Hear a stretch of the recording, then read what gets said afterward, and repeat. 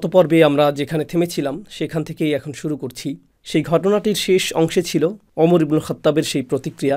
এর কারণ হলো রাসূল সাল্লাল্লাহু আলাইহি সাল্লাম চুক্তির এই আপাত দৃষ্টিতে মর্যাদাহানিকর ধারাগুলোতে সম্মত হয়েছিলেন। আবু জান্দালও সেখানে উপস্থিত ছিলেন। মুসলিমগণ বিশ্বাস করতে পারছিলেন না তাদের সামনে কি ঘটে যাচ্ছে। তো ওমর রাদিয়াল্লাহু তাআলা আনহু নবীজিকে জিজ্ঞেস করলেন, আলাসনা আলাল হক ওয়া হুম আলাল বাতিল, আমরা কি সত্যের উপর প্রতিষ্ঠিত না?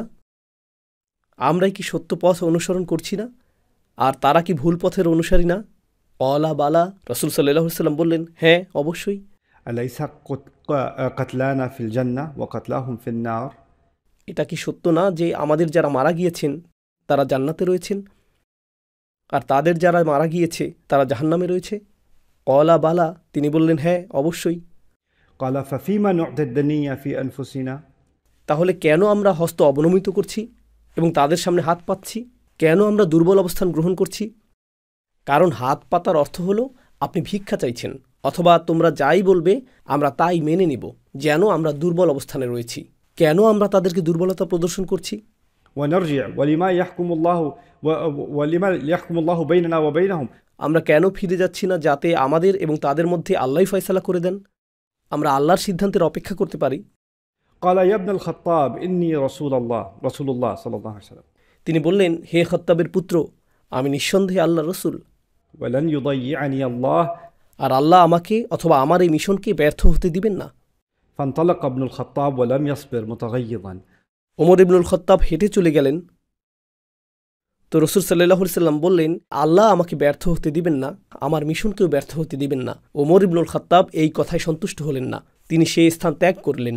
এই জবাবে তিনি ধৈর্য ধারণ করলেন না। মুতাগায়্যিজান, তখনও ক্রোধান্বিত ছিলেন। ফাআতা আবা বকর রাদিয়াল্লাহু আনহু, তো তিনি আবু বকর সিদ্দিক রাদিয়াল্লাহু তাআলা আনহুর কাছে গেলেন। فقال يا أبا بكر ألسنا على الحق وهم على الباطل؟ আবু বকরকেও একই প্রশ্ন, আমরা কি সত্যের অনুসরণ করছি না? তারা কি ভুল পথের অনুসরণ করছে না? بلى أليس قتلانا في الجنة وقتلاهم في النار؟ এটা কি সত্য না যে আমাদের যারা মারা গিয়েছে তারা জান্নাতে রয়েছে এবং তাদের যারা মারা গিয়েছে তারা জাহান্নামে রয়েছে? তাহলে কেন আমরা আমাদের ধর্মের জন্য তাদের কাছে হাত পাচ্ছি? আমরাই কাবা ঘরের জন্য সবচেয়ে যোগ্য। তিনি মূলত এটাই বলছেন। আবারও একই কথা। ونرجع لما يحكم الله بيننا وبينهم. قال يا ابن الخطاب إنه رسول الله হে খাত্তাবের পুত্র, তিনি আল্লাহ রসুল, ولن يضيعه الله أبدا. আর আল্লাহ কখনোই তাকে ব্যর্থ হতে দিবেন না। فنزل القرآن على محمد صلى الله عليه وسلم فأرسل إلى عمر. হাদিসটি এখানে সংক্ষিপ্ত আকারে এসেছে, যা উল্লেখ করেছে যে এর কিছু সময় পর রাসূল সাল্লাল্লাহু আলাইহি সাল্লামের উপর কোরআন নাজিল হয়, আর তারপর তিনি ওমর রাদিয়াল্লাহু তাআলা আনহুকে তা তেলাওয়াত করে শোনান। কিন্তু সেটা আমি আরও পরে বিস্তারিত উল্লেখ করব। তবে এই মুহূর্তে আমরা ধরে নিচ্ছি যে আয়াতটি এখনও নাজিল হয়নি। আরেকটি হাদিস একই ঘটনার বর্ণনা দিচ্ছে। ওমর আবু বকর রাদিয়াল্লাহু তাআলা আনহুর কাছে এসে বললেন, আলাইসা বিরাসূলিল্লাহ, তিনি কি আল্লাহ রসুল না? বালা, অবশ্যই। আওয়ালাসনা বিল মুসলিমিন, আমরা কি মুসলিম না? অবশ্যই। আওয়ালাইসু বিল মুশরিকিন, তারা কি মুশরিক না? অবশ্যই। বালা। فعلى ما نعطي الدنيا في ديننا؟ তাহলে কেন আমরা তাদের কাছে হাত পাচ্ছি? ইয়া ওমর, আবু বকর সিদ্দিক রেগে গেলেন এবং বললেন, হে ওমর, ইলজাম গজরাহু, অর্থাৎ তোমার ঘোড়ার লাগাম আঁকড়ে ধরে রাখো। এটা একটা চিত্রকল্প যেখানে প্রভু ঘোড়ার উপরে বসে আছেন আর ভৃত্য ঘোড়ার লাগাম ধরে তার সাথে হাঁটছে। আর আপনি যখন ঘোড়ার লাগামের সেই দড়ি ধরে রাখেন, এই চিত্রকল্পের অর্থ হলো আপনি আপনার প্রভুর প্রতি অনুগত এবং তাকে সম্মান প্রদর্শন করছেন। তো আবু বকর আর সিদ্দিক ওমর রাদিয়াল্লাহু তাআলা আনহুকে বলছেন, ঘোড়ার লাগামটি হাতছাড়া করো না, তোমার নিজের অবস্থান উপলব্ধি করো, সীমার ভিতরে প্রবেশ করো, তুমি সীমা অতিক্রম করছো। فإني أشهد أنه رسول الله, আমি সাক্ষ্য দিচ্ছি যে তিনি আল্লাহ রসুল। ক্বালা ওমর, وأنا أشهد أنه رسول الله. আর ওমর বললেন, হ্যাঁ হ্যাঁ, আমিও সাক্ষ্য দিচ্ছি যে তিনি আল্লাহ রসুল। ثم أتى رسول الله صلى الله عليه وسلم. এই হাদিসে ধারাবাহিকতাটি উল্টে দেয়া হয়েছে। তিনি প্রথমে গিয়েছিলেন আবু বকরের কাছে, তারপর তিনি রাসূল সাল্লাল্লাহু আলাইহি সাল্লামের কাছে গেলেন। أنا عبد الله ورسوله, আমি আল্লাহর দাস এবং তার রসুল। لن أخالف أمره, আমি আল্লাহর আদেশের বিরুদ্ধে যাব না, ولن يضيعني. আর আল্লাহ আমাকে অথবা আমার মিশনকে ব্যর্থ হতে দিবেন না। فكان عمر يقول ما زلت أتصدق وأصوم وأصلي وأعتق من الذي صنعت يومئذ. ওমর বলতেন, আমি প্রতিনিয়ত দান সদকা করেছি, রোজা রেখেছি, নামাজ পড়েছি এবং যখন সম্ভব হয়েছে দাস মুক্ত করেছি আমার সেই দিনের আচরণের কারণে। অর্থাৎ ওমর রাদিয়াল্লাহু তাআলা আনহু তার বাকি জীবন সেই দিনের অপরাধ বোধে ভুগেছিলেন। مخافة كلامي الذي تكلمت به আমার মুখ নিঃসৃত এই বাক্যগুলোর পরিণামের ভয়ে, حتى رجوت أن يكون خيرا যতক্ষণ পর্যন্ত না মনে ইতিবাচক আশাবাদ জাগ্রত হয়েছে। অন্য কথায়, রসুল সাল্লাল্লাহু আলাইহি সাল্লামের প্রতি করা সেই বিস্ফোরক উক্তির কারণে তিনি ভীত চিন্তিত ছিলেন। ঠিক আছে, মনে পড়ছে না আমি এটা কপি করেছিলাম কিনা, দেখি তো এখানে আছে কিনা। একটা হাদিস ছিল, এখানেই থাকার কথা, হয়তো আমি এটা নিচে লিখেছিলাম। না, সম্ভবত লেখা হয়নি। ঠিক আছে, পরে যদি খুঁজে পাই তাহলে উল্লেখ করব ইনশাআল্লাহ। তো আমরা ঘটনাটায় ফিরে যাচ্ছি। সেই চুক্তিটিতে আরেকটি বিষয় সমঝোতা হয়েছিল যা আপনাদের জেনে রাখা উচিত, আর তা হলো তাদের মৈত্রীবন্ধনে আবদ্ধ হওয়ার সুযোগ ছিল। তো শর্তটি ছিল, আমরা 10 বছর যাবৎ একে অপরের সাথে যুদ্ধ করব না, আর এই সময়ের ভিতর তোমরা যদি কারো সাথে মৈত্রী সম্পর্ক করতে চাও সেটা তোমরা পারবে। আর মৈত্রী সম্পর্ক বলতে কি বোঝায় তা আপনাদের বলছি। প্রাচীন আরবি ভাষায় উলাইয়াহ বলতে কি বোঝাতো? আরব গোত্রগুলো ছিল বিভিন্ন আকৃতির, কোনোটা ছিল ছোট, কোনোটা বড়, আর জোর যার মুল্লুক তার। এটাই ছিল তখনকার আরব অঞ্চলের রীতি। তো আপনি যে কোনো গোত্র দ্বারা যে কোনো সময় আক্রান্ত হতে পারেন, যখন তখন। কিছু সাধারণ নিয়মকানুন ছিল, যেমন নারী এবং শিশুকে হত্যা করা যাবে না, কিন্তু আপনার উট যদি আমার পছন্দ হয় আর এটা যদি উন্মুক্ত স্থানে বাঁধা থাকে, আমি এটা চুরি করতে পারবো। আমি আপনাকে হত্যা করার চেষ্টা করব না, আমি সর্বোচ্চ চেষ্টা করব আপনাকে হত্যা না করার জন্য। কিন্তু আপনার উটটিকে আপনি নিজে যদি সুরক্ষিত না রাখেন, যদি আপনার লোকবল না থাকে, আমি হয়তো আপনার উটটি নিয়ে যাব। তো প্রত্যেকেই এখানে লক্ষ্যবস্তু। আর এই চোরদের মধ্যে পারস্পরিক একটা বোঝাপড়া ছিল, আমরা একে অপরের নারী ও পুরুষদের হত্যা করব না। ঠিক আছে, তো বড় গোত্রগুলো সবসময় ছিল ভীতিকর বিশাল কুকুরের মতো, আর ছোট গোত্রগুলো সর্বদা এই ভয়ে শঙ্কিত থাকত যে বড় গোত্রগুলো যখন ইচ্ছা এসে যা ইচ্ছা লুট করে নিয়ে যাবে, আমাদের করার কিছুই থাকবে না। এটা স্কুলের বিরতিতে বুলিং করার মতো। এটাই ছিল তাদের রীতি। কিন্তু তারপর তাদের মধ্যে উলাইয়ার ধারণা সৃষ্টি হলো। এর অর্থ হলো একটি ছোট গোত্র অন্য 2টি বা 3টি ছোট গোত্রের কাছে যায়, অথবা ছোট একটি গোত্র মাঝারি ধরনের একটি গোত্রের কাছে যায় এবং বলে, তোমরা কি আমাদের ওয়ালি হবে? আমরা একে অপরের মিত্র হব। এর অর্থ হলো আমরা একে অপরের সাথে ব্যবসা করব, একে অপরের মাঝে বৈবাহিক সম্পর্ক করব, আমরা একে অপরকে অর্থ ধার দিব, পশুগুলোর জন্য একই কূপ ব্যবহার করব, আমরা একে অপরকে চাষাবাদে সহায়তা করব, ব্যবসায়িক গোপনীয়তা ভাগাভাগি করব, ইত্যাদি ইত্যাদি। আমরা শক্তিশালী অর্থনৈতিক, সামাজিক, পারিবারিক, রাজনৈতিক বন্ধন গড়ে তুলব। ঠিক আছে, উদাহরণস্বরূপ বিভিন্ন ক্ষেত্রে যুক্তরাষ্ট্র কানাডার সাথে একরকম সম্পর্ক গড়েছে, অথবা জার্মানি এবং ডেনমার্কের মধ্যকার সম্পর্কটিও এরকম। পৃথিবীর বিভিন্ন দেশেরই একের সাথে অপরের শক্তিশালী সম্পর্ক রয়েছে। সিঙ্গাপুর এবং মালয়েশিয়া হতে পারে, তাদের শক্তিশালী অর্থনৈতিক বন্ধন রয়েছে। পাকিস্তান আর ভারতের মতো না, সেটা খারাপ উদাহরণ হবে, তাই না? কিন্তু এমন অনেক দেশ রয়েছে যাদের একে অপরের সাথে ভালো অর্থনৈতিক সম্পর্ক রয়েছে, তাদের মধ্যে উন্মুক্ত সীমানা রয়েছে। এর উদাহরণ ইউরোপীয় ইউনিয়ন অথবা এ ধরনের সম্মিলিত চুক্তি। এর ফলে যা ঘটে, এটা শুধুমাত্র শক্তিশালী সম্পর্ক উন্নয়নই করে না, যেহেতু সীমানা উন্মুক্ত, সামাজিক অর্থনৈতিক বন্ধন গড়ে ওঠে, সাংস্কৃতিক সম্পর্ক গড়ে ওঠে। এর পাশাপাশি অন্য আরেকটি বিষয় যা ঘটে তা হলো, তাদের একজনের উপর আক্রমণ হলে অন্যদের উপরও আক্রমণ করা হয়েছে বলে ধরে নেওয়া হতো, তাই না? তো উলাইয়া হলো এমন একটি ধারণা যার উদ্দেশ্য ছিল মানুষকে একতাবদ্ধ করা, আর চূড়ান্ত এবং জরুরি অবস্থার বিবেচনায় এর দ্বারা এর সদস্যরা বৃহত্তর প্রতিরক্ষা ব্যবস্থা লাভ করে, তাই না? এর আরও অনেক উপকারিতা ছিল যা এর অনুষঙ্গ হিসেবে পাওয়া যেত। অবশ্যই চূড়ান্ত উপকারিতাটি হলো সামরিক সক্ষমতা। উলাইয়ার ধারণাটি একটি গুরুত্বপূর্ণ ধারণা, কারণ আল্লাহ ইমানদারদের মধ্যেও এই গুণটি কামনা করেছেন। কাফেররা একে অপরের আউলিয়া। আর তারপর তিনি বলছেন, ইমানদার পুরুষ এবং নারীরা একে অপরের আউলিয়া। তো ইমানদার পুরুষ এবং নারীরা একে অপরের আউলিয়া, এই কথাটির অর্থ আসলে কি? প্রাচীন পৃথিবীতে এরকম ছিল যে ধরুন মুসলিমদের একটি গোত্র এই এলাকায় রয়েছে এবং আরেকটি গোত্র অন্য এলাকায় রয়েছে, তখন তাদের মধ্যে থাকা উচিত ব্যবসায়িক বন্ধন, পারিবারিক বন্ধন, অর্থনৈতিক বন্ধন, রাজনৈতিক বন্ধন। তাদের উচিত যত বেশি সম্ভব বন্ধন তৈরি করা। ঠিক আছে, কিন্তু যেখানে মুসলিমরা সংখ্যালঘু হিসেবে আছে সেখানে কি হবে? ঠিক যেভাবে আমরা এখন যুক্তরাষ্ট্রে বসবাস করছি, অথবা সেই সময় মুসলিমগণ যখন আবিসিনিয়া বা হাবশায় বসবাস করছিলেন, অথবা মুসলিমগণ যখন প্রথম পারস্য অথবা ভারতে গিয়েছিলেন, তখন তো তারা সংখ্যালঘু ছিলেন। সেক্ষেত্রে কি ঘটবে? সেক্ষেত্রে হয়তো একটি এলাকায় মুসলিমদের ছোট একটি জনসংখ্যা রয়েছে আর অন্য এলাকায় হয়তো আরেকটি ছোট জনসংখ্যা রয়েছে। তাদের একে অপরের সাথে সম্পর্কযুক্ত হওয়ার জন্য সুযোগ সৃষ্টি করতে হবে। অথবা মুসলিমগণ যখন প্রথম পারস্য অথবা ভারতে গিয়েছিলেন তখন তো তারা সংখ্যালঘু ছিলেন, সেক্ষেত্রে কি ঘটবে? সেক্ষেত্রে হয়তো একটি এলাকায় মুসলিমদের ছোট একটি জনসংখ্যা রয়েছে, অন্য একটি এলাকায় হয়তো আরেকটি ছোট জনসংখ্যা রয়েছে। তাদের নিজেদের মধ্যে বন্ধন সৃষ্টি করতে হবে।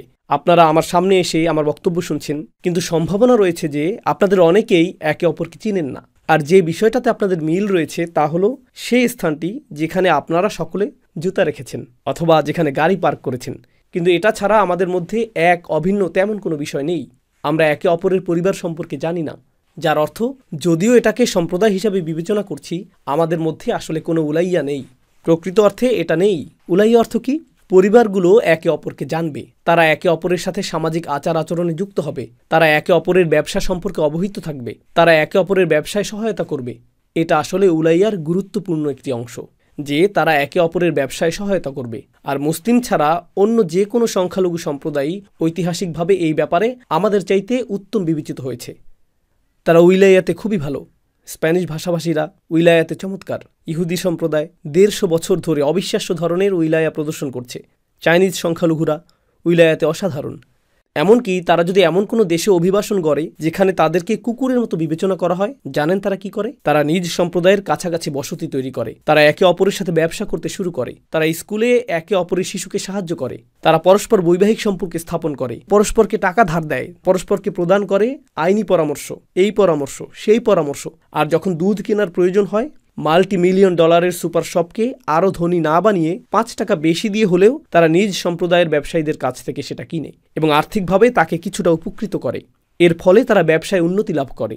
যখন তারা গাড়ি সারাতে যায়, সুপ্রতিষ্ঠিত কোনো ব্র্যান্ডের সেবা গ্রহণের পরিবর্তে তারা নিজ সম্প্রদায়ের লোকের কাছে যায় এবং আর্থিক সহায়তা প্রদান করে। এভাবে তারা অর্থকে নিজ সম্প্রদায়ের মধ্যে আবর্তিত করতে থাকে। তো তাদের নিজেদের মধ্যেই ডলার 5-6 বার আবর্তিত হতে থাকে। এরপর এটা তাদের হাতের বাইরে চলে যায়। এটাই আসল উইলায়া। এটাই আসলে উইলায়ার ধারণা। উইলায়ার মধ্যে বাণিজ্যিক অগ্রাধিকার থাকবে। জ্বালানি তেল প্রসঙ্গে যুক্তরাষ্ট্র অনেক বছর ধরে সৌদি আরবের সাথে উইলায়া প্রতিষ্ঠা করার চেষ্টা করেছে, যাকে বলে পেট্রো ডলার। পেট্রোলিয়াম সেখানে, ডলার এখানে। আর তারা একে অপরের সাথে একটি বন্ধনে আবদ্ধ হয়েছিল, যার ফলে পেট্রোলিয়ামকে পরিমাপ করা হতো প্রতি ব্যারেলের ডলার মূল্যমান হিসেবে, তাই না? সেটা ছিল অর্থনৈতিক উইলায়া, যা তারা তৈরি করেছিল। আর পৃথিবী জুড়ে এর প্রভাব লক্ষ্য করুন। এই ব্রিক্স এখন একই কাজ করতে চাইছে। তারা নতুন ধরনের অর্থনৈতিক উইলায়া তৈরি করার চেষ্টা করছে। এখন আমাদের আলোচ্য ঘটনাতে ফিরে আসছি। হুদাইবিয়ার চুক্তির একটি ধারা ছিল, যদিও আমরা পরস্পর যুদ্ধ থেকে বিরত থাকব, আমরা যার সাথে ইচ্ছা মৈত্রী সম্বন্ধে যুক্ত হতে পারব, আমরা উভয় পক্ষই যার সাথে ইচ্ছা উইলায়া তৈরি করতে পারব। আমি আরও পরের ঘটনা এখনই উল্লেখ করছি, কিন্তু এটা লক্ষ্য করাটা খুবই গুরুত্বপূর্ণ যে মুসলিমগণ ইতিমধ্যেই এত বেশি প্রভাব সৃষ্টি করেছেন যে এই ঘটনার ঠিক পরেই কয়েকটি বিষয় ঘটে যায়। মনে আছে আমি বলেছিলাম যে মক্কা যেখানে অবস্থিত তার আশেপাশেই ছোট ছোট আরও শহর এবং আরও গোত্র ছিল। এরকম একটি গোত্র ছিল বনু বকর, যার কথা আমি আগে উল্লেখ করিনি। অন্য একটি গোত্র যার কথা আমি আগে উল্লেখ করেছি তা হলো খুজা। মীমাংসাকারীদের প্রথম দিকের একজন এসেছিল খুজা গোত্র থেকে, তাই না? এই দুটিই ছিল মক্কার প্রতিবেশী গোত্র, ছোট দুটি গোত্র যারা প্রথম দিকে মক্কার সাথে সম্পর্কযুক্ত ছিল। কিন্তু হুদাইবিয়ার সন্ধির ঠিক পরেই খুজা গোত্রের প্রচুর সংখ্যক মানুষ মুসলিম হয়ে গেলেন। যদিও গোত্রপ্রধান মুসলিম হয়নি, সেখানকার সরকার মুসলিম ছিল না, কিন্তু তাদের মধ্যে উল্লেখযোগ্য সংখ্যক মানুষ মুসলিম হয়েছিল। বনু খুজা উপলব্ধি করল যে মুসলিমদের সাথে সম্পর্কযুক্ত হওয়া, মদিনার অধিবাসী মুসলিমগণের সাথে উইলায়া তৈরি করা তাদের নিকট প্রতিবেশী কুরাইশদের সাথে উইলায়া তৈরির তুলনায় অধিকতর উত্তম হবে। তো তারা মুসলিমদের সাথে মৈত্রী সম্বন্ধে আবদ্ধ হল। বনু বকর মুশরিক থেকে গিয়েছিল, তারা কুরাইশদের ধর্মের উপর থেকে গিয়েছিল, মূর্তি পূজা। তো তারা নিজেদেরকে ধর্মীয় এবং সাংস্কৃতিকভাবে কুরাইশদের নিকটবর্তী মনে করল, তাই তারা কুরাইশদের সাথে মৈত্রী সম্বন্ধে আবদ্ধ হল। এখানে আরেকটি কারণও ছিল। আমি যে দুটি গোত্রের কথা উল্লেখ করেছি, খুজা এবং বনু বকরের দীর্ঘ ইতিহাস ছিল একে অপরের উট ও ছাগল চুরি করা, একে অপরকে হত্যা করা। তোমরা আমাদের লোককে হত্যা করেছ, আমরাও তোমাদের লোককে হত্যা করব। তাদের মধ্যে প্রতিশোধমূলক এই হত্যার চক্র চলছিল দীর্ঘ সময় ধরে, ইসলামের আবির্ভাবের পূর্বে। এরপর ইসলাম আসলো। রসুল সাল্লাল্লাহু আলাইহি ওয়াসাল্লাম মক্কাতে নবুয়তের ঘোষণা দিলেন। এটা বেশ কয়েক বছর আগের কথা।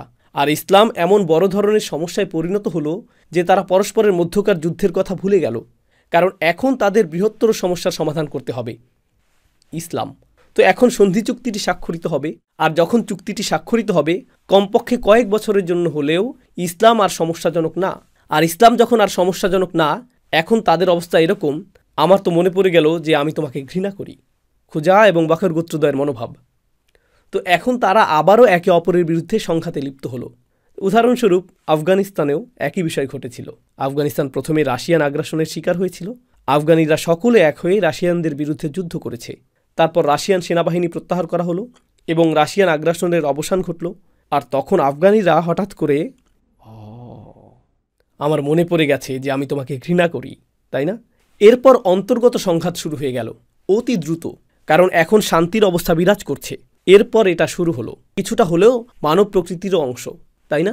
একটি পরিবারে যখন কোনো জরুরি বিষয় সামনে আসে সকলেই সেই বিষয়টির প্রতি মনোযোগী হয়, যদিও তারা এর আগে বিরোধী লিপ্ত ছিল। যখন সেই জরুরি অবস্থার অবসান হয় আবারও পরস্পরকে ঘৃণা করা শুরু করে, আবারও পুরনো নাটকের সূচনা হয়, তাই না? তো মৈত্রীর এই বিষয়টি কিছু সময় পর আসবে, কিন্তু আমি আপনাদেরকে এই বিষয়ে সচেতন করছি। যে কারণে আমি এখন এই প্রসঙ্গ উল্লেখ করলাম তা হলো, ইতিমধ্যেই মুসলিমগণ কতটা শক্তিশালী হয়ে গিয়েছেন যে মক্কার প্রতিবেশী গোত্রটি মুসলিমদের সাথে মৈত্রী সম্পর্ক স্থাপন করছে মক্কার সাথে সম্পর্ক তৈরির পরিবর্তে। এটা দূরের কোনো এলাকা না, যার কারণে তারা বলতে পারে যে মক্কা আমাদের থেকে অনেক দূরে, আমরা ভৌগোলিকভাবে মুসলিমদের নিকটবর্তী, তাই তাদের সাথে মৈত্রী চুক্তি করছি। বরং এটা বেশ দুঃসাহসিক সিদ্ধান্ত, কারণ আপনি মক্কার ঠিক পাশেই রয়েছেন আর আপনি সম্পর্ক তৈরি করছেন মক্কার শত্রুদের সাথে। আপনি আতঙ্কিতও না যে মক্কা আপনাকে আক্রমণ করে বসবে।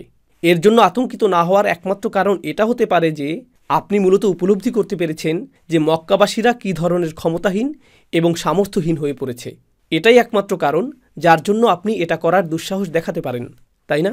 তো এটা ছিল মক্কাবাসীদের দুর্বলতার একটা রাজনৈতিক বহিঃপ্রকাশ, কিন্তু বিষয়টা আগেই উল্লেখ করলাম।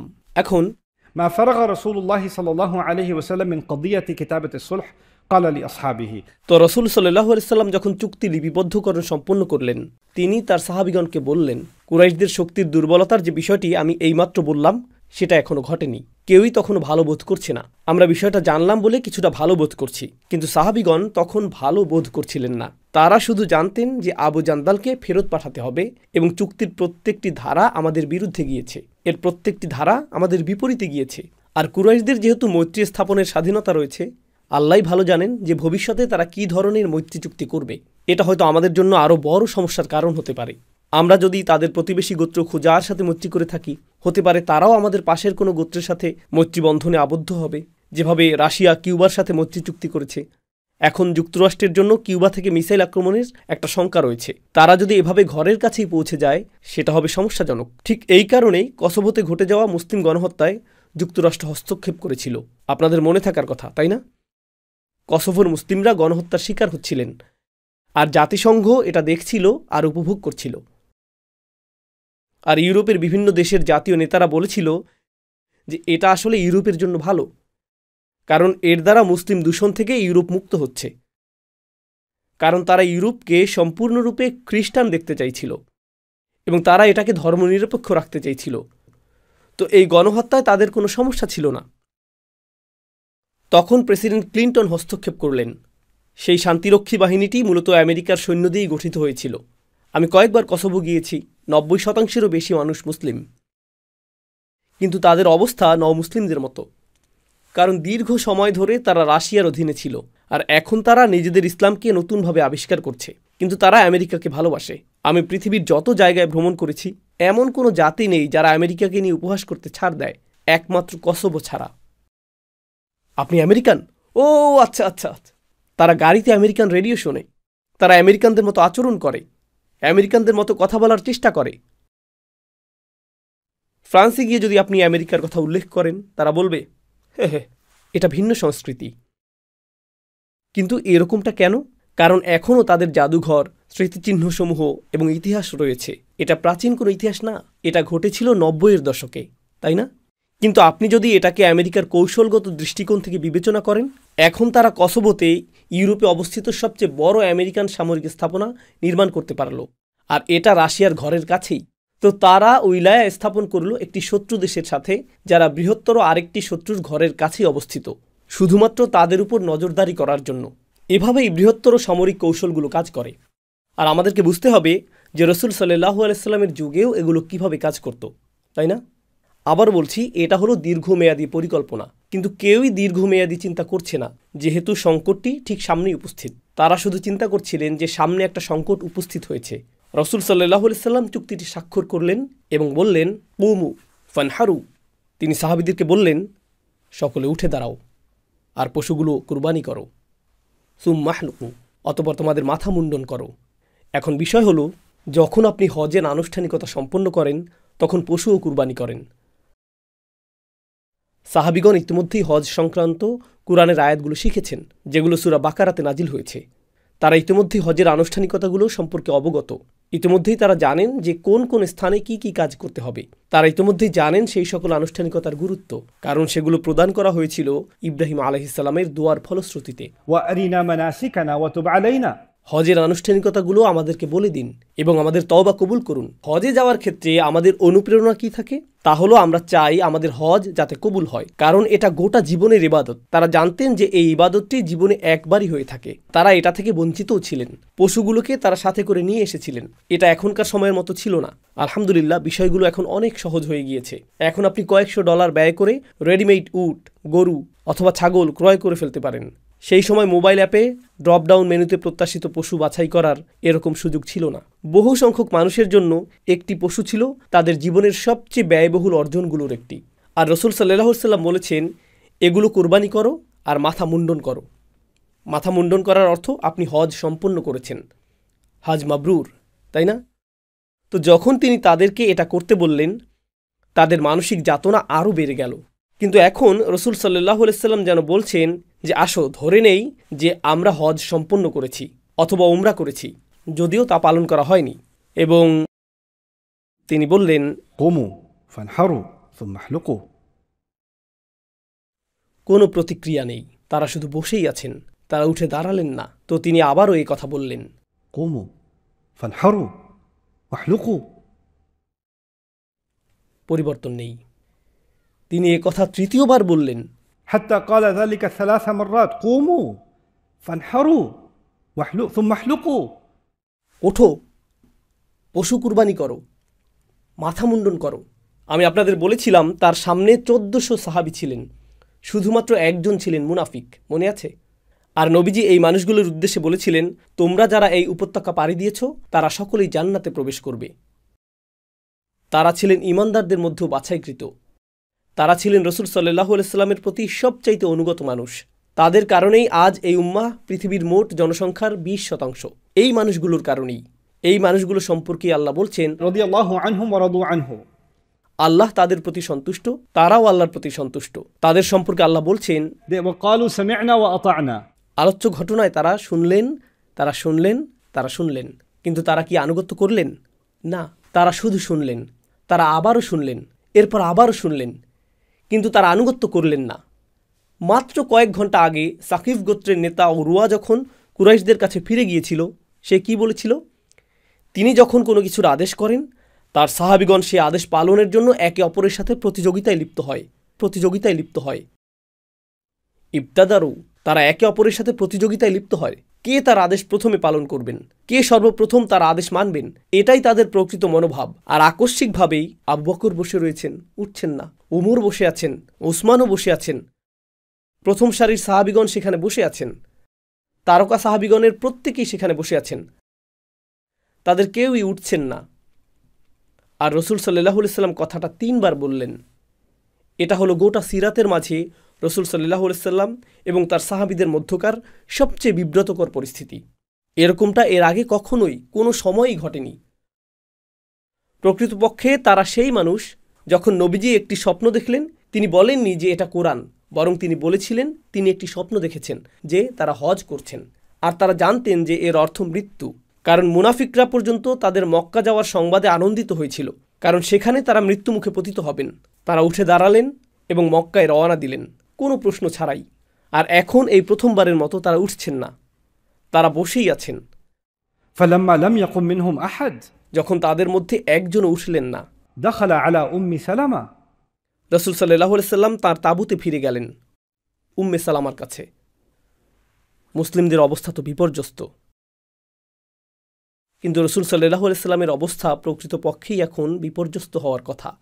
কারণ এতগুলো বছরের এত পরিমাণ দুঃখ দুর্দশা যা নবীজি সহ্য করেছেন আল্লাহর সন্তুষ্টির জন্য, একমাত্র বিষয় যার মাধ্যমে আল্লাহ তার হৃদয়ে প্রশান্তি দান করেছিলেন তা হল তার নিবেদিত প্রাণ সাহাবীগণ। এটাই আল্লাহ তার রাসূলকে প্রদান করেছিলেন। আল্লাহ তাকে রাজপ্রাসাদ দান করেননি, স্মৃতিস্তম্ভ, অট্টালিকা, বিশাল নগরী প্রদান করেননি, কিন্তু তাকে একদল সাহাবী প্রদান করেছিলেন, তাই না? তিনি বলতেন, আল্লাহ আল্লাহ ফি আসহাবি, আল্লাহকে ভয় করো, আল্লাহকে ভয় করো আমার সাহাবীদের ব্যাপারে। فمن أبغضهم فببغضي أبغضهم, যে তাদেরকে ঘৃণা করে কারণ সে আমাকে ঘৃণা করে, ومن أحبهم فبحبي أحبهم, আর যে তাদেরকে ভালোবাসে কারণ সে আমাকে ভালোবাসে ফলে তাদেরকেও ভালোবাসে। তারা ছিলেন রাসূল সাল্লাল্লাহু আলাইহি সাল্লামের অমূল্য রত্ন। আর প্রথমবারের মতো তিনি অনুভব করলেন যে তিনি যেন তাদের হারাতে বসেছেন। প্রথমবারের মতো তিনি অনুভব করলেন যে কিছু একটা হারিয়ে গেছে। এই সাহাবীদের মধ্যে এক বিন্দু পরিমাণ মুনাফিকও ছিল না। এই সমাবেশে কোনো মুনাফিক ছিল না। মুনাফিকরা সবাই মদিনাতে আনন্দে আছে এই ভেবে যে তারা যায়নি। তো ওনারা ছিলেন বিশ্বাসীর ওপর বিশ্বাসী ইমানদার, তারাই আল মুমিনুন। তাদেরকে আমরা বলবো السابقون الأولون من المهاجرين والأنصار। সূরা তাওবায় যেমনটা এসেছে, মুহাজির এবং আনসারদের মধ্যকার প্রথম সারির এবং অগ্রসরমান ইমানদারগণ উভয় দলই এর অন্তর্ভুক্ত। তিনি উম্মে সালামার কাছে গেলেন, فذكر لها ما لقي من الناس।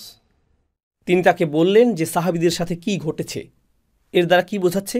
তিনি কেবলমাত্র আল্লাহর রাসূলই ছিলেন না, বরং তিনি সেনা প্রধানও ছিলেন। তিনি সেই সেনাবাহিনীর প্রধান। আর তার পরবর্তী নেতৃত্বের অবস্থানে যারা ছিলেন তাদের মধ্যে রয়েছেন আবু বকর সিদ্দিক এবং ওমর ইবনুল খাত্তাবের মতো ব্যক্তিগণ। আপনার কল্পনায় এমনটা আসতে পারে তিনি হয়তো তাদের কোনো একজনকে ডেকে বলবেন, এদিকে আসো, আমি তোমার সাথে আলাদাভাবে কথা বলতে চাই, আসো তোমার পরামর্শ শুনি।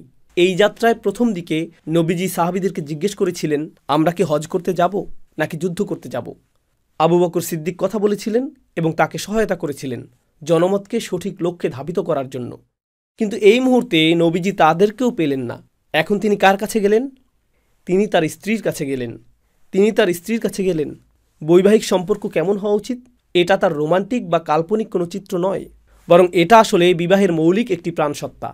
বিবাহের অন্যতম উদ্দেশ্য হলো আপনার জীবনে এমন কেউ উপস্থিত থাকা যার সাথে এমন কথা বলতে পারেন যে কথা আপনি অন্য কারো সাথেই বলতে পারেন না। এটাই বিয়ের উদ্দেশ্য। এটাই রাসূল সাল্লাল্লাহু আলাইহি সাল্লামের সুন্নাহ। এখন এই কথাটা বলা খুবই সহজ। এই কথাটা বলা অত্যন্ত সহজ।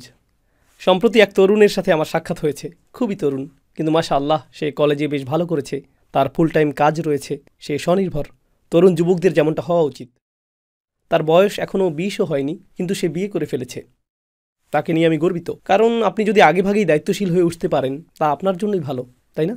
তো একটা মেয়েকে তার ভালো লাগলো, মেয়ের পরিবারে প্রস্তাব পাঠালো, আলহামদুলিল্লাহ তাদের বিয়ে হয়ে গেল, ঠিক আছে, ভালো। কয়েক মাস পর তার সাথে আমার দেখা হলো। আমি বললাম, বিবাহিত জীবন কেমন চলছে? সে বলল, ভিন্ন রকম। আর সেই শুরু সেই দীর্ঘশ্বাসটি আমাকে সব কিছু জানিয়ে দিল। আমি বললাম, বুঝতে পেরেছি ছোট ভাই, দুশ্চিন্তার কিছু নেই। বিষয়গুলো কেমন হবে এই ব্যাপারে তার মাথায় আগে থেকেই একটি চিত্র ঠিক করা ছিল। প্রায় অবিবাহিত তরুণ তরুণীরা বিবাহিত দম্পতিদেরকে সর্বদা ঝগড়া করতে, তর্ক করতে, মানসিক চাপে থাকতে দেখে আর বলে, এই নির্বোধগুলো জানে না কিভাবে একটা সম্পর্ক চালিয়ে নিতে হয়। যখন আমি বিয়ে করব এটা এতটাই ভিন্ন রকম হবে, ও মাই গড, আমি এই দম্পতিদের শিখাবো দাম্পত্য জীবন কাকে বলে। তারা জানেও না যে আমি ইনস্টাগ্রাম থেকে শিক্ষা অর্জন করেছি। পৃথিবী ইনস্টাগ্রামের এই ফিল্টারটির জন্য এখনো প্রস্তুত না। সমস্যা হলো আপনি এই ধরনের আস্থা এবং সম্পর্ক তৈরি করতে পারবেন না। এরকম নাজুক অবস্থায় থাকতে পারবেন না যে এমন কাউকে আপনি আপনার সবচেয়ে বড় সমস্যাগুলো খুলে বলবেন, আর 0.001% সম্ভাবনাও আপনার মনের মাঝে থাকবে না যে আপনার স্বামী বা স্ত্রী যাকে বিষয়টি বলেছেন তিনি বলবেন না যে, এখন তুমি অবাক হচ্ছ, নিজের দিকে লক্ষ্য করো, আমি কি তোমাকে বলিনি যে তোমার এটা করা উচিত না? তিনি উল্টো আপনাকেই দোষারোপ করছেন। কারণ আপনার যদি দোষারোপ করার মতো কারো প্রয়োজন হয় তাহলে আপনাকে এই সিদ্ধান্ত নিতে হয় যে আপনি কি সবচেয়ে নিকটতম মানুষটির দ্বারা অপমানের শিকার হতে চান, নাকি আপনি নীরবতা অবলম্বন করবেন। আর বেশিরভাগ মানুষ যাদের সামান্য পরিমাণ বিচক্ষণতা রয়েছে তারা নীরবতা অবলম্বনকেই বাছাই করেন। প্রতিবার আপনি যখন নীরবতা অবলম্বনকে বাছাই করবেন আপনারা স্বামী বা স্ত্রীর কাছ থেকে 1 ইঞ্চি দূরে সরে যান। এরপর পরবর্তী সময় যখন নীরব থাকবেন আরেক ইঞ্চি দূরে সরে যাবেন। আর এভাবে 1 বছরের মধ্যেই আপনি আপনার স্ত্রী বা স্বামীর কাছ থেকে কয়েক মাইল দূরে সরে যাবেন। আপনি তার পাশে বসে থাকবেন, কিন্তু তখনও আপনি নিজের সাথে কথোপকথন চালাবেন নীরবে। তখন তিনি যদি প্রশ্ন করেন, কি চিন্তা করছো তুমি? আপনি বলবেন, কিছুই না, আমি শুধু চিন্তা করছিলাম যে ইউটিউবে কি দেখব, চিন্তা করছিলাম যে আমার একটু ঘুমানো প্রয়োজন। এটা কিন্তু আপনি আসলে চিন্তা করছেন না, আপনি মিথ্যা বলছেন। কারণ আপনি জানেন যে এই মানুষটির সাথে মনের কথা খুলে বলতে পারবেন না, সে সেই রকম মানুষ না। কারণ আপনি আগেও তার সাথে এরকম কথা বলার চেষ্টা করেছেন, আর যখন আপনি তার সাথে কথা বলেছিলেন সেই কথোপকথনটি আপনাকে শিক্ষা দিয়েছে যে এই মানুষটি এই কথা বলার মতো মানুষ না। আপনি অভিজ্ঞতা থেকে শিক্ষা পেয়েছেন। আর বেশিরভাগ মানুষের ক্ষেত্রেই বৈবাহিক সম্পর্কটি এরকম হয়ে দাঁড়ায়। এটা আসলেই বেশ দুঃখজনক। এটা মানসিক বন্দিদশায় বসবাসের মতো অবস্থা। এটা এরকমই হয়ে যায়। এই অসাধারণ হাদিসটিতে কথা বলার মতো রাসূল সাল্লাল্লাহু আলাইহি ওয়াসাল্লামের কাছে কেউ ছিল না, কিন্তু তিনি তার স্ত্রীর সাথে কথাটি বলতে পেরেছিলেন। এটা আপনাকে যা শিক্ষা দেয় তা হলো, এই নারীগণ একটি বিষয় বুঝতে পেরেছিলেন, রাসূল সাল্লাল্লাহু আলাইহি ওয়াসাল্লাম তাদেরকে এই বিষয়টি শিক্ষা দিয়েছিলেন এবং তারাও বিষয়টি শিখেছিলেন। তারা বুঝতে পেরেছিলেন যে বিবাহের মূল তত্ত্ব আসলে এটাই। লক্ষ্য করুন, আমার বাবা মায়ের সাথে আমার একটা সম্পর্ক রয়েছে, আর আপনাদের সকলেরই তা রয়েছে, যাদের বাবা মা জীবিত থাকার নিয়ামতটি এখনও রয়েছে।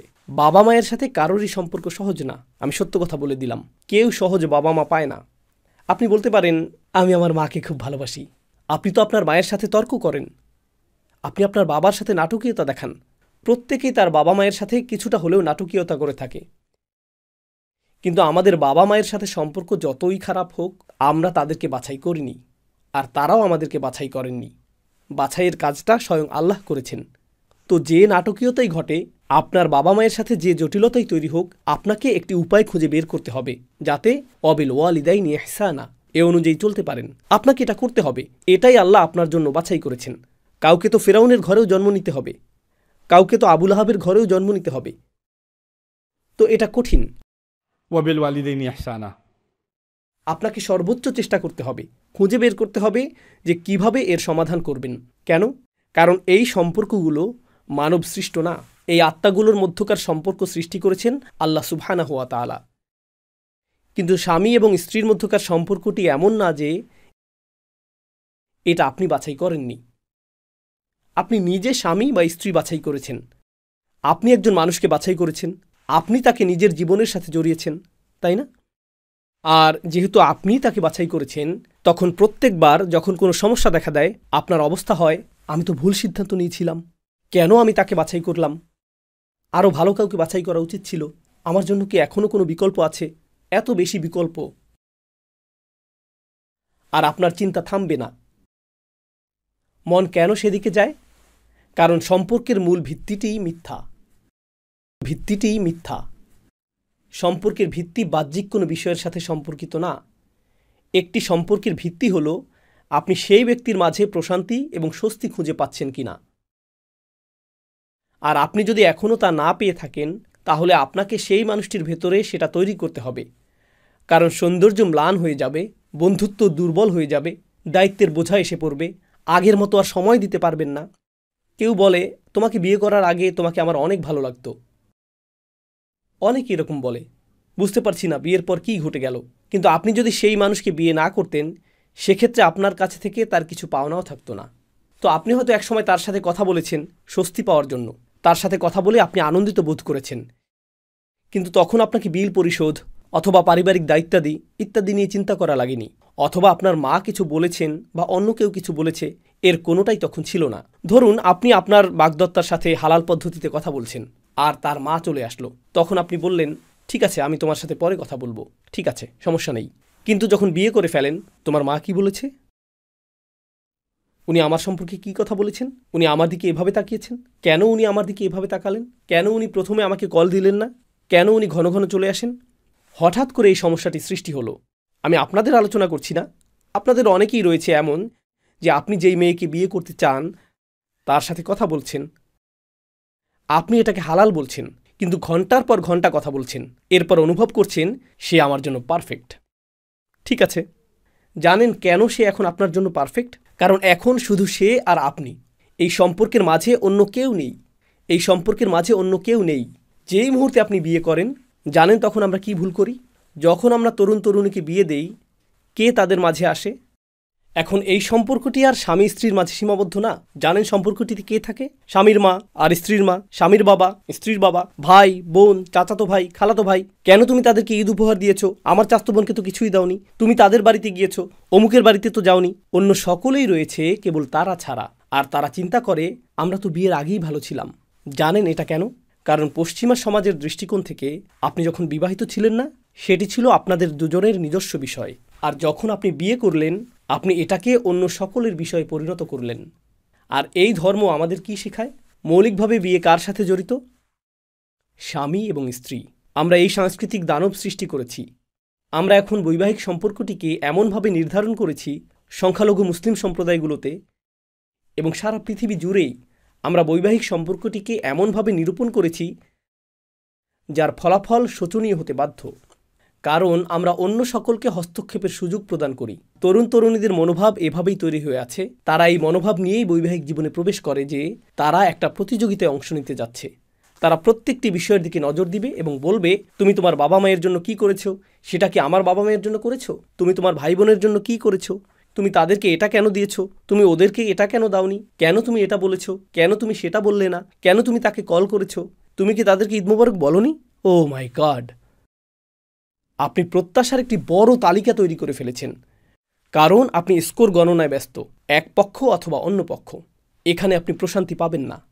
এখানে আপনি শুধু স্কোর কার্ড পাবেন। আপনারা তো জানেন কিভাবে সেই দুটি গোত্র একে অপরের সাথে যুদ্ধে লিপ্ত ছিল। তারা মনে রাখত যে সে অমুককে হত্যা করেছে আর ও অমুককে হত্যা করেছে। তাদের অবস্থা বনু বকর এবং খুজার মতো হয়ে গেল, যারা স্কোর গণনায় ব্যস্ত। তোমার মনে আছে গত ঈদে তুমি অমুক অমুককে এটা এটা বলেছিলে, আর তুমি এমনকি এটা এটা করনি। আর অনেক শিশুই নিজ পরিবারে সারাদিন ধরে এই ধরনের অর্থহীন তর্ক শুনতে শুনতে বেড়ে উঠতে থাকে। এটাই তারা শুনে থাকে। সরল এই হাদিসটিতে রাসূল সাল্লাল্লাহু আলাইহি ওয়াসাল্লাম তাঁবুতে প্রবেশ করলেন এবং উম্মে সালামার সাথে কথা বলা শুরু করলেন। তিনি বললেন, তারা এমনটা করেছে। তিনি নাজুক অবস্থার মাঝে ছিলেন, তিনি দুর্বল অবস্থার মাঝে ছিলেন, তিনি উদ্বিগ্নতা, দুশ্চিন্তা এবং বিষণ্ণতার মাঝে ছিলেন। এটা আপনার নিজেকে নির্ভুল প্রমাণ করার সময় না। এটা এই কথা বলার সময় না যে আমি কি তোমাকে আগেই বলিনি। এটা এই চিন্তা করার সময় না যে এখন আমি ওকে দুর্বল অবস্থায় পেয়েছি, এটাই প্রতিশোধ নেওয়ার উপযুক্ত সময়। এটা সেই সময় না। উম্মে সালামা বললেন, ইয়া নবী আল্লাহ, হে আল্লাহর নবী। তিনি তার নাম ধরেও ডাকলেন না। তার তো সম্বোধন করারও প্রয়োজন ছিল না, শুধু মূল কথাটাই বলতে পারতেন। কিন্তু তিনি তাকে আল্লাহর নবী বলে সম্বোধন করলেন, যেন স্মরণ করিয়ে দিচ্ছেন, ভুলে যাবেন না আপনি আল্লাহর নবী। তারা আপনার কথা শুনুক আর না শুনুক, তারা বিশ্বাস করে যে আপনি আল্লাহর নবী, আর আমিও বিশ্বাস করি যে আপনি আল্লাহর নবী। তো এই ব্যাপারে আপনার আত্মবিশ্বাসকে নড়বড়ে হতে দিবেন না। আতুহিব্বু যালিক, আপনি কি আশা করেন তারা আপনার কথা শুনবে? তো তিনি বললেন, উখরুজ, বাইরে যান। ثم لا تكلم أحدا منهم كلمة। তিনি বললেন, তাদের কারো সাথে কথা বলবেন না। কখনো কখনো শব্দহীনতা শব্দের চেয়েও বেশি কাজ করে। আপনি তাদেরকে 3 বার আদেশ করেছেন। মনোবিজ্ঞানের ছাত্র হিসেবে আমি এই বিষয়টাকে মনোবিজ্ঞানের দৃষ্টিকোণ থেকে দেখেছি। যখন আপনি কোনো আদেশ প্রদান করেন, বিশেষত আপনাদের কারো টিনএজ সন্তান রয়েছে, ইন্না লিল্লাহি ওয়া ইন্না ইলাইহি রাজিউন, যখন আপনি আপনার টিনএজ সন্তানকে বলেন, করিম এদিকে আসো, করিম করিম করিম, আর সে দরজা দিয়ে বেরিয়ে গেল। আপনি ডেকেই যাচ্ছেন, কিন্তু সে গ্রাহ্য করল না। আপনার প্রতি তার মনোযোগ নেই, সে দরজা দিয়ে বেরিয়ে গেল। আর যখন সে ঘরে ফিরল, করিম তখন তুমি কথা শুনলে না কেন? প্রথমে 12 বার আপনি যখন ডেকেছিলেন, সে বেরিয়ে গিয়েছিল। কিভাবে ভাবলেন যে এখন এটা কাজ করবে? কিন্তু জানেন এই মুহূর্তে কোন জিনিসটা কাজ করতে পারে? নীরবতা। সে ঘরে প্রবেশ করল, কোনো মনোযোগ পেল না। সে বলল, আসসালামু আলাইকুম। অন্যদিকে ফিরে বললেন, ওয়ালাইকুম আসসালাম, নিচু স্বরে। কখনো নিচু স্বরই ভীতিকর স্বর। সাধারণত আপনি বলেন, তুমি কি ক্ষুধার্ত? কিছু খেয়েছো? কোথায় গিয়েছিলে? এখন কোনো প্রশ্ন না। রান্নাঘরে সে আপনার পাশেই দাঁড়িয়ে আছে, আর তার অবস্থা, কোনো খাবার আছে? আর আপনি প্রশ্নটি উপেক্ষা করলেন। আর এর পরিবর্তে আপনি জাইনাবের সাথে কথা বলছেন, জাইনাব এদিকে আসো। আর আকস্মিকভাবেই কারিমের অবস্থা, আমি কিছু বলতে চাই। তোমার কিছুই বলার প্রয়োজন নেই। আসলে আমার ভুল হয়ে গিয়েছে, আমি অন্যায় করেছি, এরকম আচরণ আর করব না। এই অবস্থায় আমার মনে হয় আপনার এখনও কথা বলা উচিত না, এখনও কারিম কারিম করা শুরু করবেন না, শুধু তার দিকে তাকাবেন, এটাই যথেষ্ট। শুধু তাকাবেন। এটা চেষ্টা করে দেখুন। সে ভিতরে ভিতরে গলে যেতে শুরু করবে, তার অঙ্গ প্রত্যঙ্গগুলো একে অপরের সাথে লেগে যেতে শুরু করবে। এটা বিস্ময়কর। আমি সবসময় এটা করি। আপনি এটা কর্মচারীদের সাথেও করতে পারেন, আবার ছাত্রদের সাথেও করতে পারেন যদি শিক্ষক হয়ে থাকেন। কৌশলটি কাজ করে। কিন্তু যাই হোক, কখনো কখনো নীরবতা অনেক বেশি শক্তিশালী। রাসূল সাল্লাল্লাহু আলাইহি সাল্লাম বাইরে চলে গেলেন, কারো সাথে একটি কথাও বললেন না। حتى تنحر بدنك وتدعو حالقك فيحلقك. তিনি বললেন, বাইরে চলে যান, কারো সাথে কোনো কথা বলবেন না, যতক্ষণ না আপনি আপনার পশুটি কুরবানি করেন, যেন তারা সেখানে উপস্থিতি নেই। তারপর আপনার নাপিতকে ডাকবেন এবং তাকে দিয়ে মাথা মুন্ডন করাবেন। মাথা মুন্ডন করাবেন। فلما لم يقم منهم أحد তো তিনি তা করলেন। فخرج فلم يكلم أحدا منهم. তিনি বেরিয়ে গেলেন, কারো সাথে কোনো কথা বললেন না, সব কিছু করলেন। نحر بدنه ودعا حالقه فحلقه.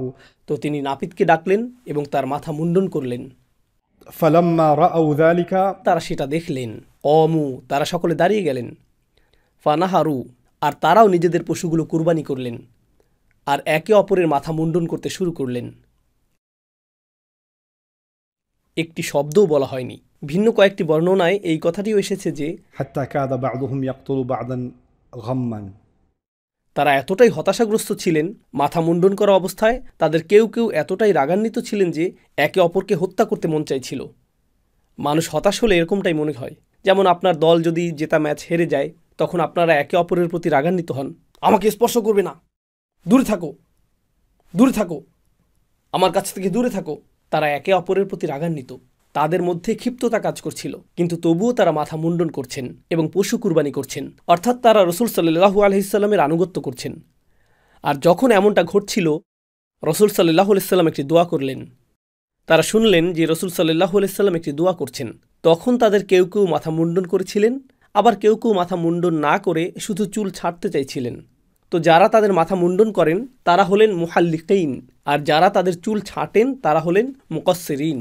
মুহাল্লিকিন এবং মুকাসসিরিন। أن رسول الله صلى الله عليه وسلم قال اللهم ارحم المحلقين. রাসূল সাল্লাল্লাহু আলাইহি সাল্লাম বলছেন, যারা মাথা মুন্ডন করে আল্লাহ তাদের উপর রহম করুন। قالوا والمقصرين. তারা বললেন, আর যারা চুল ছাঁটে তাদের জন্য? রাসূল সাল্লাল্লাহু আলাইহি সাল্লাম বললেন, اللهم ارحم المحلقين. যারা মাথা মুন্ডন করে আল্লাহ তাদের উপর রহম করুন। قالوا والمقصرين يا رسول الله. যারা চুল ছাঁটে এটা কি তাদের জন্য ইয়া রাসূলুল্লাহ? আর রাসূল সাল্লাল্লাহু আলাইহি সাল্লাম যখন বললেন والمقصرين মুকাসসিরিনদের জন্য, وقال الليث حدثني نافع رحم الله المقلقين مرة أو مرتين قال وقال عبيد الله حدثني نافع وقال في الرابع والمقصرين. তো চতুর্থবারে তিনি বললেন মুকাসসিরিন। কারো মতে তিনি এটা তৃতীয়বারে বলেছেন, আর কারো মতে তিনি এটা চতুর্থবারে বলেছেন। কিছু মানুষ নবীজিকে প্রশ্ন করেছিলেন, কেন আপনি এটা বলতে দেরি করলেন? কারণ যারা মাথা মুন্ডন করেছে তারা অভিযোগ করেনি, আর যারা ছাঁটাই করেছে তারা মূলত অভিযোগ করেছে। তো তারা পরিপূর্ণ আনুগত্য প্রদর্শন করেনি। এরপর كان يسير في بعض أسفاره. তো এখন তারা ফিরে যাচ্ছেন, পশুগুলো কুরবানি করা শেষ। এর সাথে সম্পর্কিত একটি ঘটনা রয়েছে যা আপনাদের জানা উচিত। যে পশুগুলো কুরবানি করা হয়েছিল সেগুলোকে মক্কায় পাঠিয়ে দেওয়া হয়েছিল। তারা আমাদেরকে হজ করতে দেয়নি, কিন্তু তারা আমাদের পশুর মাংস উপভোগ করবে। কুরাইশরা এই মাংস পাবে। আর এই পশুগুলোর মধ্যে একটি ছিল আবু জাহেলের উট, যা তারা বদরের যুদ্ধে আটক করেছিলেন। তো তারা বললেন কুরাইশরা মাংস উপভোগ করবে, তাই না? আমরা আবু জাহেলের উটটি জবাই করব। সেই উটটি ছিল বিখ্যাত, সেটা ছিল পরিচিত। এটা প্রেসিডেন্টের মোটর গাড়ি জব্দ করার মতো। আবু জাহেল অনেক আগেই মারা গিয়েছে, কিন্তু তার উটটিকে সবাই চিনত। তো সাহাবীগণ উটটি জবাই করলেন, তারা এর মাথা বিচ্ছিন্ন করলেন, বড় একটি থালার মধ্যে মাথাটিকে রেখে তারা এটাকে প্রথমে পাঠালেন, পরোক্ষভাবে অসন্তোষ প্রকাশের মাধ্যম হিসেবে। এখন তারা ফিরে যাচ্ছেন, কিন্তু কেউ এতে সন্তুষ্ট না, প্রত্যেকেই অসন্তুষ্ট। وكان يسير في بعض أسفاره وعمر بن الخطاب يسير معه ليلا নবীজি কয়েকজন সদস্যের একটি দলকে সাথে নিয়ে ভ্রমণ করছিলেন আর ওমর ইবনুল খাত্তাব তার সাথে রাতে ভ্রমণ করছিলেন। فسأله عمر بن الخطاب عن شيء কোনো বর্ণনা এসেছে ওমর ইবনুল খাত্তাব তার ঘোড়ার গতি বাড়িয়ে রাসূল সাল্লাল্লাহু আলাইহি সাল্লামের নিকটে আসলেন, কিছু জিজ্ঞেস করার চেষ্টা করলেন। فلم يجبه رسول الله صلى الله عليه وسلم নবীজি তার প্রশ্নের জবাবে কোনো কথা বললেন না। ثم سأله অতঃপর তিনি আবারও আসলেন এবং আবারও জিজ্ঞেস করলেন, فلم يجبه তিনি কোনো জবাব দিলেন না। ثم سأله তৃতীয়বারের মতো জিজ্ঞেস করলেন, فلم يجبه তিনি কোনো জবাব দিলেন না।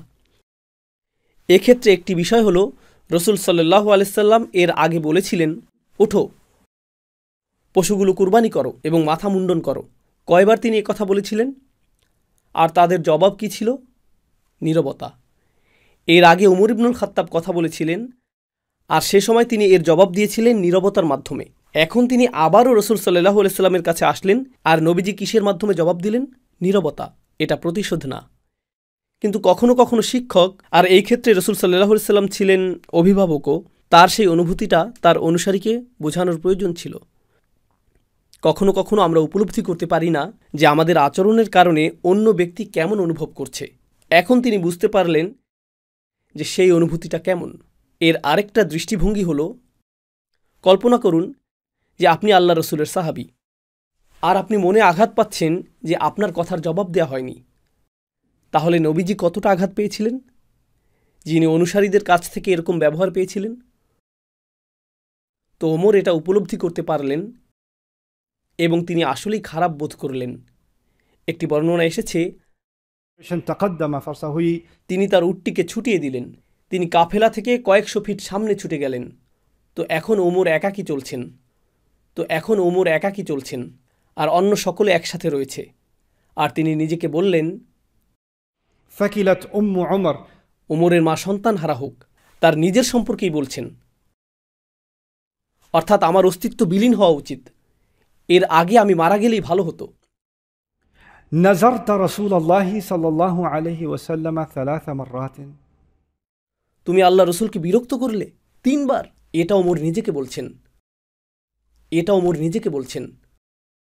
وكان ذلك لا يجيبك وكل ذلك তুমি রাসূল সাল্লাল্লাহু আলাইহি সাল্লামের সাথে 3 বার কথা বলতে চেয়েছো আর প্রত্যেকবার তিনি তোমার কোনো জবাব দেননি। قال عمر فحركت بعيري ثم تقدمت امام الناس তো আমি আমার উটটিকে ছুটিয়ে দিলাম, লোকদের কাছ থেকে বেশ সামনে চলে গেলাম। وخشيت ان ينزل في قرآن আর আমি এতটাই শঙ্কিত হয়ে গেলাম যে মনে হলো আমার ব্যাপারে হয়তো কোরআন নাজিল হবে, কারণ এর চেয়ে কম গুরুত্বপূর্ণ বিষয়েও কোরআন নাজিল হয়েছে। এক নারী এসে রাসূল সাল্লাল্লাহু আলাইহি সাল্লামকে প্রশ্ন করেছিলেন, এর জন্য কোরআন নাজিল হয়েছে। একজন অন্ধ ব্যক্তি রাসূল সাল্লাল্লাহু আলাইহি সাল্লামের কাছে এসেছিলেন, এর জন্য কোরআন নাজিল হয়েছে। কোরআন এই সকল কারণে নাজিল হয়েছে, আর এটা তো বেশ বড় ব্যাপার। তো আমি আসলেই ভয় পেয়ে গিয়েছিলাম কয়েকটি আয়াত হয়তো নাজিল হবে আর স্থায়ীভাবে আমাকে হয়তো এই আয়াতগুলো পাঠ করতে হবে, যা আমার নিজের ব্যাপারে। فلما نشبت ان سمعت صارحا يصرخ بي আমি যখন আমার চিন্তায় ডুবেছিলাম তখন শুনতে পেলাম যে কেউ একজন আমাকে ডাকছে, অর্থাৎ নবীজি তোমাকে ডাকছেন। ওমর, নবীজি তোমাকে দেখা করতে বলেছেন। لقد خشيت ان يكون نزل في قرآن ও আমি জানি তিনি তো এখন আমার ব্যাপারে নাজিল হওয়া কোরআনের আয়াত শোনাবেন, এটা আমার ব্যাপারেই হবে। এখন আমি কি করব? فجئت رسول الله صلى الله عليه وسلم فسلمت عليه তো আমি রাসূল সাল্লাল্লাহু আলাইহি সাল্লামের কাছে আসলাম এবং তাকে সালাম জানালাম। فقال لقد انزلت علي الليله سوره রাসূল সাল্লাল্লাহু আলাইহি সাল্লাম বললেন, আজ রাতে আমার প্রতি একটি সূরা নাজিল হয়েছে। لهي احب الي مما طلعت عليه الشمس আমি এই সূরাটিকে বেশি ভালোবাসি সূর্যের আলো যার উপর পতিত হয় এরকম সব কিছুর চাইতে। সূর্যের আলোতে কোনো কিছুই আমার কাছে প্রিয় না এই সূরার তুলনায়। আর তারপর তিনি গোটা সূরা ফাতহ পাঠ করলেন। إنا فتحنا لك فتحا مبينا ليغفر لك الله ما تقدم من ذنبك وما تأخر এই সূরাটি নাজিল হলো। সূরাটি প্রায় 4 পৃষ্ঠা লম্বা। আজকের আলোচনায় আমার যে লক্ষ্য তা আপনাদের বলছি। আমাদের 4 ঘন্টা আলোচনা করার কথা, কিন্তু আমি এতটা সময় নিব না। আমার উপর আস্থা রাখুন। আমি শুধুমাত্র নিজের জন্য সময়ের সংকীর্ণতা রাখতে চাইনি। যাতে আপনাদেরকে স্বাচ্ছন্দ্যে বোঝাতে পারি এবং একসাথে এগিয়ে যেতে পারি। তবে সংক্ষেপে হলেও আমি গোটা সূরাটি আলোচনা করতে চাই। আগেও আমি এই সূরাটির উপর বিস্তারিত আলোচনা করেছি, কিন্তু এখন আমি আপনাদের সাথে সম্পূর্ণ সূরাটি সংক্ষেপে আলোচনা করতে চাই। তবে সেটা করার আগে আমি এ পর্যন্ত আলোচিত বিষয়গুলো থেকে কিছুটা শিক্ষা আহরণ করতে চাই। ওমর ইবনুল খাত্তাব রাসূল সাল্লাল্লাহু আলাইহি সাল্লামের কাছ থেকে সম্পূর্ণ সূরাটি শুনলেন। সূরাটি প্রায় 4 পৃষ্ঠা দীর্ঘ, আর সূরাটির প্রথম আয়াত হলো, ইন্না ফাতাহনা লাকা ফাতহাম মুবিনা, আমি আপনাকে একটি সুস্পষ্ট বিজয় দান করেছি। এভাবেই সূরাটি শুরু হয়েছে। আল্লাহ রাসূল সাল্লাল্লাহু আলাইহি সাল্লামকে সুস্পষ্ট পরিষ্কার একটি বিজয় দান করেছেন। এটা প্রথম আয়াত। কোরআনের 4 পৃষ্ঠা শুনে এটা ছিল ওমরের প্রশ্ন। فقال عمر يا رسول الله أو فتح هو؟ ইয়া রাসূলুল্লাহ, এটা কি আসলেই বিজয়? তো তিনি আটকে রইলেন কোন আয়াতে? তিনি আটকে রইলেন প্রথম আয়াতে। বিজয়? আবু জান্দাল? চুক্তির শর্তগুলো? বিসমিল্লাহির রহমানির রহিম মুছে ফেলা? মুহাম্মদুর রাসূলুল্লাহ মুছে ফেলা? এই শর্তগুলো? কোনো মুসলিম যদি পালিয়ে আসে তাদেরকে কুরাইশদের কাছে ফিরিয়ে দিতে হবে? এটা কি বিজয় ছিল? আর রাসূল সাল্লাল্লাহু আলাইহি সাল্লাম বললেন, নাআম, হ্যাঁ, এটা বিজয়। এখন আসুন কয়েক মিনিট পেছনে চলে যাই। আসুন 5 মিনিট পেছনে চলে যাই। সূরাটি নাজিলের 5 মিনিট আগে কেউ কি ভেবেছিল যে এটা একটা বিজয়? এমনকি রাসূল সাল্লাল্লাহু আলাইহি সাল্লামও ভাবেননি। কেউই চিন্তা করেননি যে এটা একটা বিজয়। 5 মিনিট পরে কি পরিবর্তন হয়ে গেল? কোরআন আসলো, আর রাজনৈতিক অবস্থার উপর আপনার গোটা দৃষ্টিভঙ্গি, পৃথিবী নিয়ে আপনার সমগ্র দৃষ্টিভঙ্গি, ঘটে যাওয়া ঘটনার উপর আপনার গোটা বিশ্লেষণ, আপনার সমগ্র মানসিক অবস্থা, এই সব কিছু পরিবর্তিত হয়ে গেল। কারণ আল্লাহ এটাকে একটি বিজয় বলে আখ্যায়িত করেছেন। فطابت نفسه ورجع। ওমর ইবনুল খাত্তাব নিজের অন্তরে প্রশান্তি অনুভব করলেন এবং ফিরে আসলেন। এই একই ওমর রাগে ক্ষোভে চিৎকার করছিলেন, যিনি কিছুক্ষণ আগে বলছিলেন তার মা যাতে সন্তানহারা হন। এরকম হতাশাগ্রস্ত তিনি ছিলেন। আর কয়েক সেকেন্ড পরে একমাত্র পরিবর্তন যা ঘটল তা হলো কোরআন নাজিল হলো।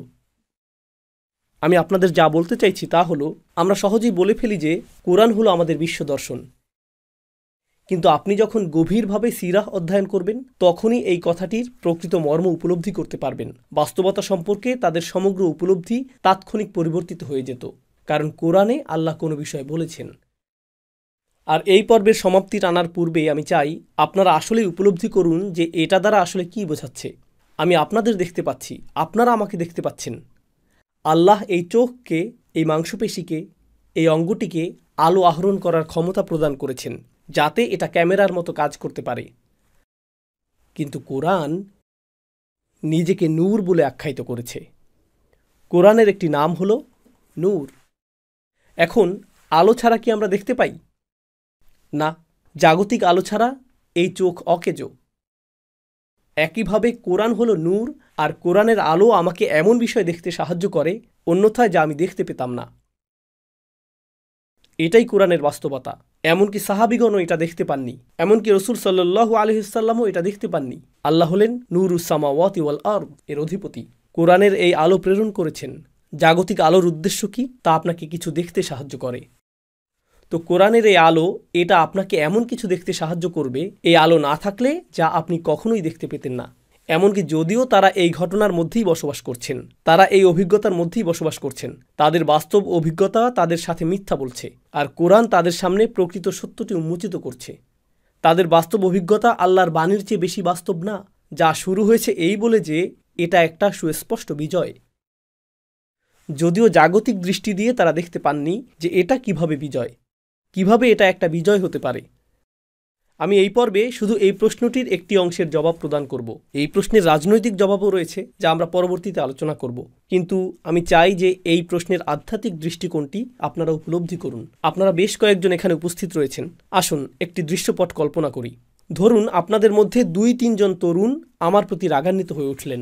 তারা উঠে গিয়ে আমার উদ্দেশ্যে চিৎকার শুরু করল। তারা তো তরুণ যুবক, তারা স্বাস্থ্যবান, আর তারা উঠে গিয়ে শোরগোল শুরু করেছে। আমার জন্য কি তাদেরকে শান্ত করাটা সহজ? না, কারণ প্রথমত তারা সংখ্যায় আমার চেয়ে বেশি, দ্বিতীয়ত তারা রাগান্বিত। আর কি ঘটবে যদি তাদের সংখ্যা হয় 10? একই সময়ে 10 জন ব্যক্তি উঠে দাঁড়ালো। এই আসরে 2000 মানুষ রয়েছে। 10 জন ব্যক্তি আলোচনায় ব্যাঘাত ঘটালো, আর তারা চিৎকার চেঁচামেচি শুরু করলো। বক্তা কি সেটা নিয়ন্ত্রণ করতে পারবে? এখন কল্পনা করুন যে 100 জন মানুষ, কল্পনা করুন তো তারা 1000 মানুষ। এবার কল্পনা করুন যে এটা হুদাইবিয়ার 1400 মানুষ, কোনো মাইক্রোফোন নেই, কোনো মাইক্রোফোন নেই। এখন আমাকে বলুন, সেই মানুষগুলো যারা সেখানে ছিলেন তারা কি রাগান্বিত ছিলেন? হ্যাঁ, তারা আসলেই রাগান্বিত ছিলেন। তারা চিৎকার করেছিলেন, সুবহানাল্লাহ। كيف يرد للمشركين جئنا مسلما। কিভাবে তাকে মুশরিকদের কাছে ফেরত দেওয়া যাবে? সে তো আমাদের কাছে মুসলিম হিসেবে এসেছে। তারা রাগান্বিত ছিলেন। আর যখন তরুণরা যথেষ্ট রেগে যায়, যদি সেটা শান্তিপূর্ণ মানববন্ধনও হয়, সেক্ষেত্রে এই বারুদে আগুন ধরানোর জন্য শুধু 1জন অথবা 2জন ব্যক্তিরই প্রয়োজন হয়। আর তখন এই মানববন্ধন কিসে পরিণত হয়? এটা দাঙ্গায় পরিণত হয়। পৃথিবীতে কি প্রায় এমনটা ঘটে থাকে? হ্যাঁ, সেজন্যই উন্মুক্ত স্থানে রাগান্বিত তরুণরা অত্যন্ত বিপজ্জনক।